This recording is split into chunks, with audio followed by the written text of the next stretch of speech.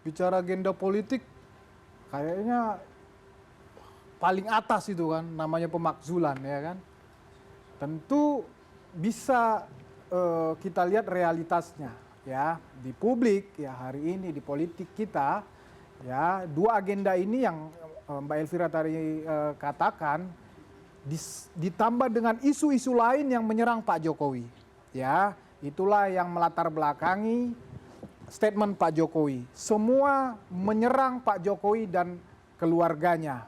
Tentu ini memang semuanya seperti kata Pak Jokowi ingin mendowngrade ya, ingin mendelegitimasi ya, terutama ya yang 10 tahun dikerjakan Pak Jokowi misalnya rakyat Indonesia supaya melupakan ya, kemudian kalau isu-isu negatif terus diarahkan kepada Pak Jokowi maka ya sudah pasti secara politik Pak Jokowi akan rentan baik di di lawan politiknya, demikian juga di kelompok kepentingan, bahkan mungkin di koalisi yang kemarin 2024 Pak Jokowi ada di situ mengkreatnya bersama-sama Pak Prabowo.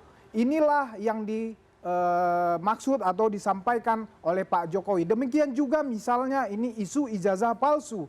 Bagaimana ya dengan dokumen yang diambil kalau kata saya atau ada teman saya mengatakan dari pinggir jalan kemudian bisa berani menuduh ijazah Pak Jokowi palsu. Nah, jadi narasi-narasi seperti ini kemudian misalnya pemakzulan Gibran ya dengan dipakai narasi misalnya putusan MK padahal putusan MK sudah final and binding ya. Itu konstitusi yang menyatakan, kemudian dicari-cari fufu-fafa, kemudian dipakai alasan korupsi yang di KPK saja tidak diterima. Ini kan semua narasi-narasi yang tidak ada kebenarannya sama sekali.